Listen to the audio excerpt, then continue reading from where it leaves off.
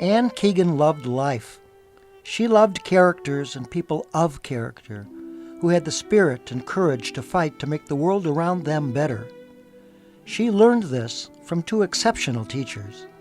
Her father, Thomas, who served 4 years as a naval commander in World War II, and then returned to Rockford, Illinois as a lawyer, defending poor people and fighting for the little guy. And her mother, Betty Ann, who broke new ground by being elected the first female and first Democrat ever to represent Winnebago County in the Illinois Senate. She showed her that a strong, hard-working woman could succeed in a man's world. Anne applied these lessons early. In the 5th grade, she wrote a letter to her principal protesting the unfairness of boys having a bigger playground than girls. She was a piece of work.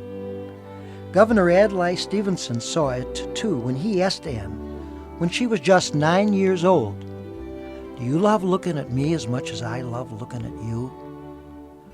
Her first published piece appeared in her high school newspaper, a controversial expose about birds building a nest in the school's air raid siren. That one got her into trouble. But Anne wasn't just a lover. She also hated some things, hypocrites and bullies, and she had a temper in a forthright way that could be intimidating. She gave her first black eye to a boy in 6th grade who had written a racial slur against a classmate, a stand-up quality recognized years later when a Tribune artist airbrushed a black eye onto this photo of her with the caption, "I'd rather fight than write." The fact is, Anne was always writing and always fighting for people who needed help. She loved people who served, from veterans, old and young, to policemen and women, to lady firefighters and priests and nuns. Anne joined the City News Bureau in 1966 and fell in love with being a reporter and, at first, the adventure of interviewing famous people.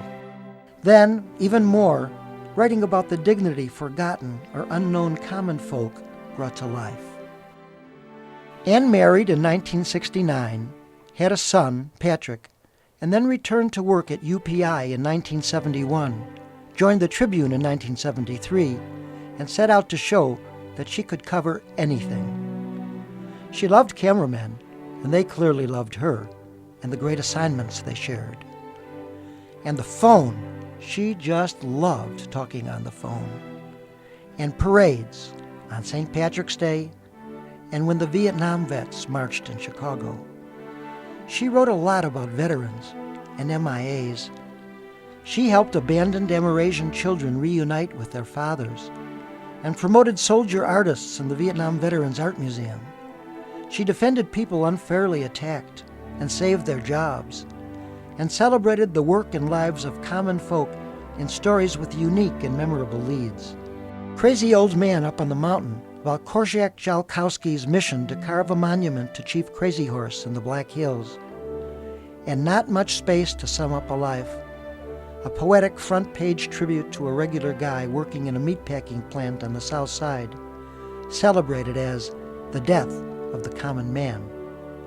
Anne traveled the world finding stories and helping people, to the war zone in Beirut, a crash site in Laos, the aftermath of an earthquake in Guatemala, flying into the eye of a hurricane over the Caribbean, and walking down the most dangerous gangways, alleys, and streets in Chicago, gaining expertise on Chicago's gangs. What happens out there if this continues? Do people then take the law into their own hands, or do they stop voting? How does it play itself out? I don't know what's going to happen. Many lawyers and judges have called me up and told me that I'm the reason people don't believe in the criminal justice system anymore, because I write about it. Yeah, because you're only supposed to write good things. I think it's the other way around. I think Anne was offered the chance to go on TV, but she didn't pursue it because she always thought the story should be the focus, not her. But she did like to get dolled up now and then. She loved to laugh, had a disarming lack of pretension, a biting sense of humor, and a deep compassion. Anne loved most of her 25 years at the Chicago Tribune, the adventures that produced hundreds of articles and columns and magazine pieces and friendships. When that ended, she wrote books, among them On the Street Doing Life, A look at the west side of Chicago through the eyes of a cop called Crony, and A Cat for Claire, illustrated by Tribune reporter Mike Hursley, the whimsical story of her granddaughter Claire's quest for a kitten. Her colleagues and admirers who pushed for creation of this award loved Anne, not just because of her gifted reporting and writing, not just because knowing her enriched their lives, but also because of the integrity of her character.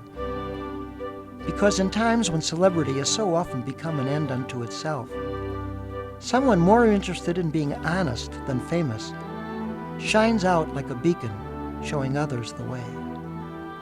I know all this because I was married to Anne for 42 years. We raised our son Patrick together, and then loved his wife and our grandchildren together. And from that moment in 1969, when we wed on the Rock of Gibraltar, until her death at home last May, it was pretty clear to anyone who knew us that she was the love of my life.